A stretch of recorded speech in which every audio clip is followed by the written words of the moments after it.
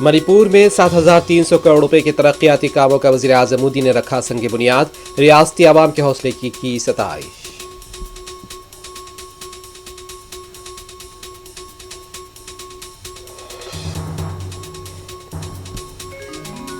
Cricket اور خون ایک ساتھ کیسے بہہ سکتا ہے؟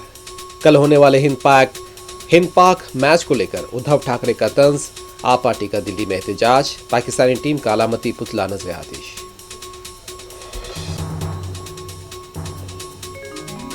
BCCI کو پاکستان کے ساتھ میچ قبول نہیں کرنا چاہیے تھا، 26 خاندانوں کے جذبات کی پرواہ نہیں کی گئی، دہشت گرد حملے میں ہلاک ہونے والے شخص کی اہلیہ کا رد عمل۔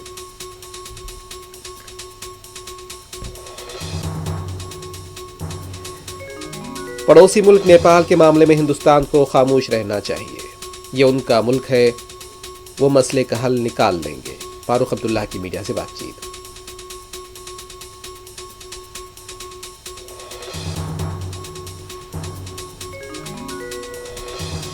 KTR اپنے حدود سے تجاوز کر کے بیان بازی کر رہے ہیں، صدر تلنگانہ کانگریس مہیش کمار گوڑ کی تنقید، گروپ 1 نتائج کی برسر خدمت جج کے ذریعے تحقیقات کرائی جائے، ہریش راؤ کا مطالبہ۔ مجلس اتحاد المسلمین کے 2 روزہ جشن رحمت العالمین صلی اللہ علیہ وسلم کا آج سے آغاز، انتظامات مکمل۔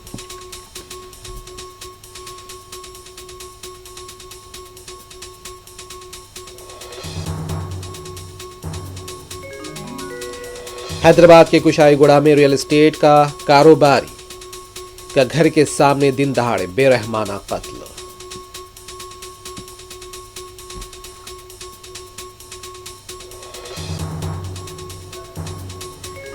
کرناٹک کے ہاسن میں بے قابو ٹرک گنیش جلوس کے شرکاء پر چڑھ گیا، 8 افراد ہلاک۔